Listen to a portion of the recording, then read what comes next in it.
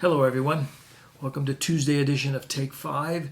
In a sense, we're launching into the summer. It's the first one in June, and I don't know what you're doing with your summer, and I hope it's a good one. I hope it's a bit of a reflective one, as summers often are, but maybe coming off of COVID, it'll be even a bit more reflective.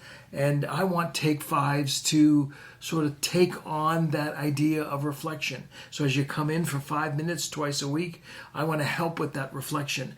And our text, what we normally do in Take 5 is we take a bit of the scriptures, we look at our lives, and we see what God has to say about our lives and about the world around us. Our text for this summer's Take 5, for a good part of the summer, is going to be the Book of Ecclesiastes. I don't know if you know it.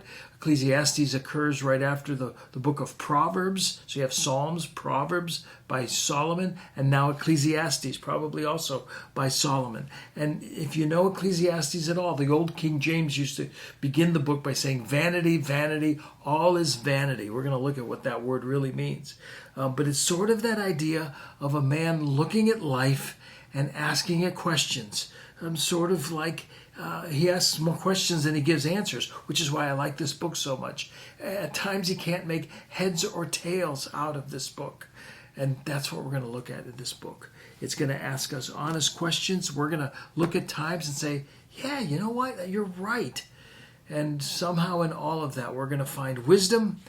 And maybe we're going to find that the Lord is still the sovereign over all of the world and over our lives, and yet sometimes we don't have his mind and we don't know what's going on. Years ago, I was a young pastor. Dr. Haddon Robinson, professor of preaching at a number of good seminaries, came to our church, and he spoke that Sunday, and he did the entire book of Ecclesiastes in one message. And I remember being mesmerized by him. He and I spoke afterwards about it. The word he kept using over and over again about the book of Ecclesiastes, as he was summarizing what it says about life, was the word enigma. And maybe at times you feel like life is an enigma. You try to figure out and you just can't. I looked up enigma in the Oxford English Dictionary. And enigma, here's what Oxford English Dictionary says, that enigma is a person or a thing that is mysterious, puzzling, or difficult to understand. Yes. And when we're honest about our own lives and when we're honest about the world around us, the world is an enigma.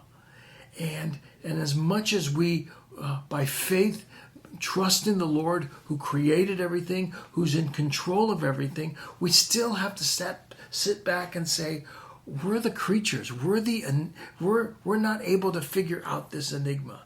And that's what we're going to look at all summer long, are the various aspects of this enigma called life that Solomon, Koheleth, is what he calls himself, brings us. Listen to the first verse. Here's what he says, first two verses. The word of the teacher, son of David, the word of the teacher, he calls himself Koheleth, which means the leader of the assembly. Actually, in the Old Testament, that's the name of this book. It's just called Koheleth. He's the one that's leading the people. Son of David, there's Solomon, king in Jerusalem. Absolute futility, says the teacher. Absolute futility. Everything is futile. We're going to deal with that word on Thursday. And then he asks this question. Where does a person gain? What does a person gain for all his efforts that he labors at under the sun? What does a person gain from all of his work and all of his life? He's basically asking the meaning of life. I don't get it. We're working forever. I don't get it. And this book really is about not getting it. Let me give you one other passage just about the enigma of life. He says this. God gives a person, I'm in Ecclesiastes 6 and verse 2. God gives a person riches, wealth, and honor so that he lacks nothing of all he desires for himself. But God does not allow him to enjoy it.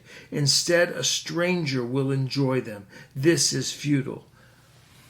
What's he saying? He says a man works his whole life, builds up his dream, and then he passes away and somebody else gets to enjoy it.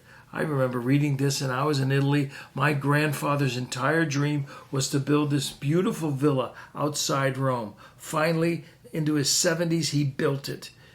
Fabulous. he died a year or two later, and you think, wow, talk about an enigma. What's that all about? That's what we're going to look at all summer. With this in mind, God is the creator of life. He is the keeper of the enigma. And although he may not offer us the keys to solving the enigma, he offers us himself in the person of Christ. As you reflect on life all summer long, I'm hoping the Book of Ecclesiastes will be an assistant to you as we go through this book together. I'll see you on Thursday. So long.